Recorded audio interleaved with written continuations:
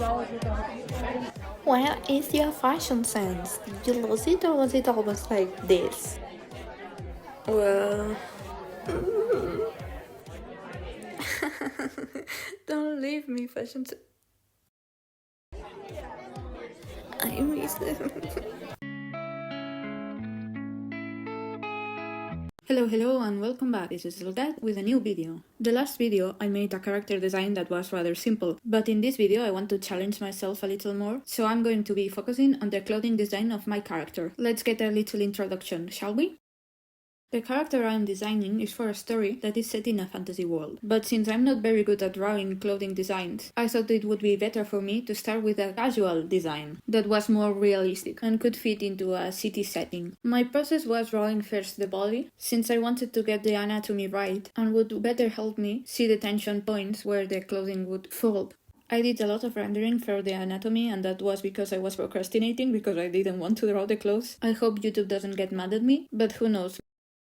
Since I didn't know what to do for the clothing, I made a folder in Pinterest and put all the pictures that were appealing to me, but I don't think I could fool anyone saying that I know how clothing design works, so I followed two design rules I already knew about clothing design and drawing in general. The first one is that you have to have two parts of the body, one who has more tight clothes and the other that has more baggy clothes, to provide a sense of balance. So I gave him a tight jacket and baggy pants. I know, very simple, but this was my first try, and later I will do a character design that's more complex. And the second rule, that was with coloring, I gave him a very strict color palette that was mainly focused on blues and yellow, but basically blue, because I wanted to represent that he's a very chill character that has like a spark inside, and that spark is the yellow hair. I also gave him a piercing since I think it fits his character, but mainly because it looked cool. For the rendering of the clothes, I tried to use the lasso tool a lot, since I saw it helps to define shapes, but after I blended with an airbrush that I know it's a scene of artists for some reason, but it helped me a lot to make the shapes more credible. I think I maybe did a bit of over rendering because the face looks very flat in comparison, but I think I like it for now.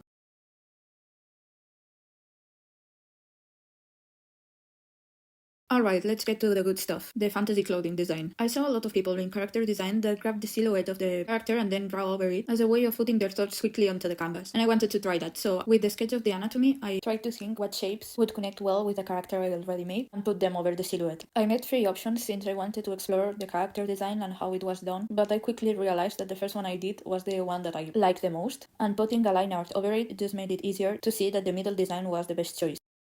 Alright, so who is this guy again? I know, I haven't explained his story and it's a bit difficult to follow the character design if I haven't told you who he is. So for the final render of the design, I'm going to be talking a bit about him and how I ended on this final design. So one thing I have to admit is that he doesn't have a name. I know, it's very bad if he doesn't have a character name because it's like the first thing you do with a character, but I don't know, I can't find a name that I like and think that fits him well. And actually, this is one of the things that made me postpone this video. It was supposed to come out 1 week ago, but I just couldn't do it because I didn't have a name. But then I thought that maybe you guys could help in the commentaries and leave me a name that maybe fits him. I don't know. I really don't know. I'm very lost. But who is he, you ask? Well, this character is set in the universe of Elven Eclipse. If you have been following me for a while, you will notice that I have 2 shorts from the series, but nothing else. And that's because I've been working on the world building, and because it's a huge story, I still have a long way to go. But I thought it would be fun if you guys could see the process of how I made one of the characters, so here we are. Elven Eclipse is set on a fantasy world that combines modern societies with magic, mainly for the solarpunk aesthetic and steampunk aesthetic, so if you like those aesthetics, you will love this story. Alright, so this nameless character is set on one of the most punk-based zones of the city and has a lower rank of magic. That means that unfortunately he cannot wield magic without magic stones, but since he doesn't have the money to collect those stones, he mainly uses defective ones and has had to learn how to fight without magic. It's a bit of an underdog situation since he needs those stones to work on his project. He is determined to collect as much stones as needed to complete the project and has his sister to help him. His sister plays a much bigger role in the story. Her name is Zoe, yes, she has a name, and has a bigger connection to magic. But still she chooses to fight with swords and not magic since she thinks it's more natural. Alright, but when and what are they fighting for exactly? Well, you see, there's a competition every week on the steampunk arena that gives them the chance to accumulate points and maybe, just maybe, get a ticket to get to the other side of the city, the solarpunk aesthetic, which is viewed as a more pacific, evolved, and overall more organized than the other side of the city. So you think, okay, they want to go there, right? Well, wrong. In these tournaments, they have other prizes to entice people to participate in them, and one of the cheaper prizes is magic stones. So Nameless Boy here wants to have the magic stones for his project, and that project is basically to build a suit Iron Man-like like, to give him all the power that he doesn't currently have with magic, so he can finally return the favor on her sister on protecting her, instead of what happens most of the time, that we helping him out. And since he doesn't have that yet, he has been taking a new hobby, a music hobby. He's still unsure on posting them, but who knows, maybe there's a lot of people that could resonate with his situation without thinking about his magic power or where he lives. Maybe even someone from the solar punk zone might be particularly interested in him. Who knows? Ooh. Also, since it's Pride Month, I think I should add that he is a homosexual, a gay, like me.